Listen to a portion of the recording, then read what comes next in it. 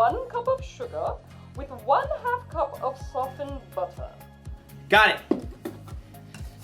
1 cup of sugar, 1/2 cup of butter. Oh, hi there. I'm in a baking class over the internet. What was that, Graham? Oh, nothing. I'm doing a thing. Can you mute yourself, please? Yeah, sorry.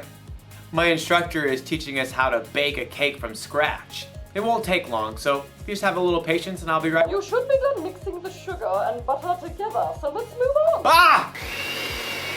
Patience is waiting until later for what you want now. After you've stirred in the eggs, add 2 teaspoons of vanilla.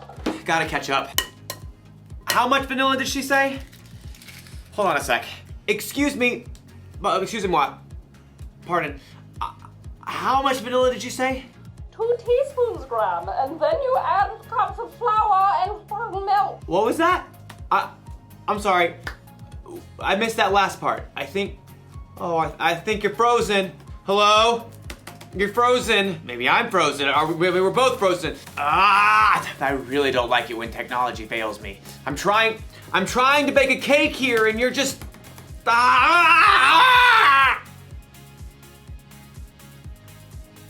And I have to wait until it unfreezes before I can make my cake.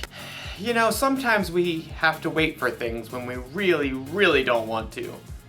Just like in today's story. And sometimes, also like in today's story, we don't wait. I am making this cake. How much milk and flour did she say? I don't know. We'll see you soon. Oh! Yeah. Yeah.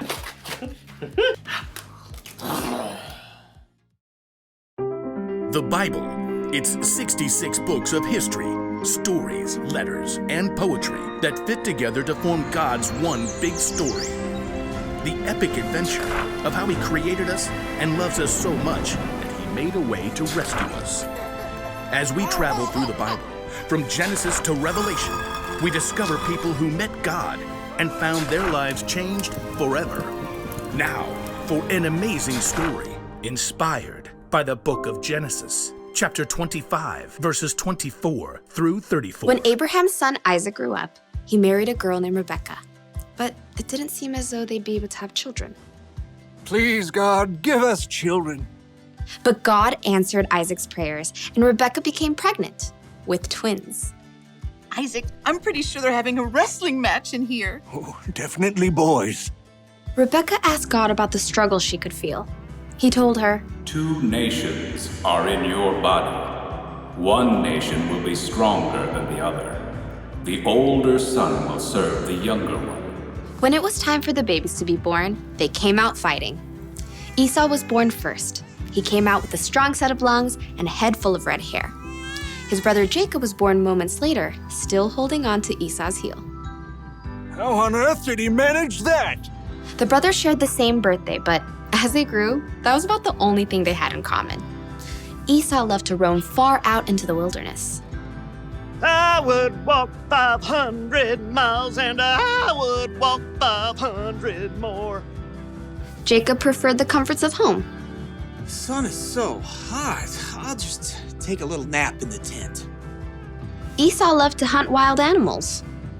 That is one excellent wildebeest. Jacob preferred a different type of hunting. Not you, not you. Ha! The perfect ripe honeydew melon. One fine morning, Esau headed out into the wilds in search of adventure and some nice, juicy venison. I'll feast tonight. But Esau went all morning without spotting a single rabbit. Ugh, should have packed a lunch.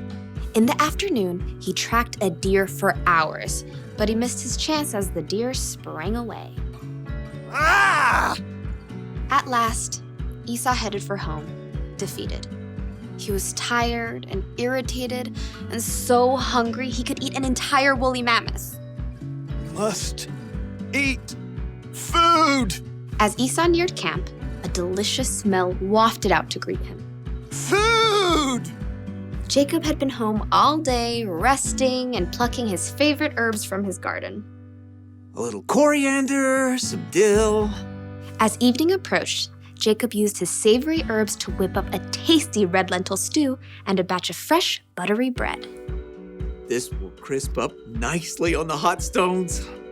By the time Esau had arrived in camp, Jacob's stew was simmered to perfection, and the bread was hot and crusty. Food! Food! Esau lunged for the stew cauldron, ready to grab a bowl, but Jacob blocked his path. Not so fast. Step aside, I'm hungry. Clearly. Just let me have some of that red stew. Certainly. Esau tried to dive for the stew pot again. Just one itty-bitty thing. What? Well, first, give me the rights that belong to you as the oldest son. Esau spent more time listening to his stomach than his brain. So in that moment, his stomach won out. Look, I'm dying of hunger. If I die, those rights are pointless anyway. Now give me that stew. Esau sprang forward once more. Promise to give me your rights. Fine. Fine what? Fine, I promise. Promise what? I promise to give you my rights as the oldest. Cool. Help yourself. Jacob stepped aside as Esau hurled himself at the stew pot. Stew!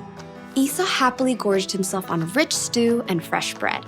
But as his stomach filled up, he had time to stop and think again. Esau had just traded the rights of a lifetime for a meal that would only last him a few hours.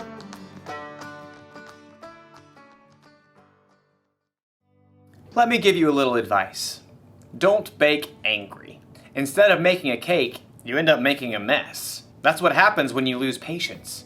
You make choices you normally wouldn't make and it ends up costing you. Losing patience ended up costing Esau his birthright. His brother Jacob ended up being in the family line of Jesus, so who knows what all Esau missed out on by being impatient. When we don't learn to have patience, we get frustrated easier. With ourselves, with others, with technology.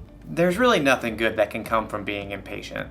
So think about that when you're waiting for your turn on a video game, or when you're waiting to say something while someone else is talking, or when you're waiting for the internet to hurry up and start working again. Having patience is better than losing it. Slow down. Or you could hurt yourself or someone else. Or you could end up covered in cake batter. Here's the one thing to remember today. If you don't wait, it could cost you. If you need help waiting, ask someone you trust to come alongside you and see... Are you there? Oh. You're not frozen anymore. I lost you there for a minute. Technical difficulties. I see. How's your cake? I think I'm gonna need another lesson. Very well. Same time next week? Sure, I can wait. I may have the place cleaned up by then. Pardon? Nothing, it's a thing. I'll see you next time. So, how much flour was I supposed to use? 2 cups. How much did you use? All of it? No, that was wrong.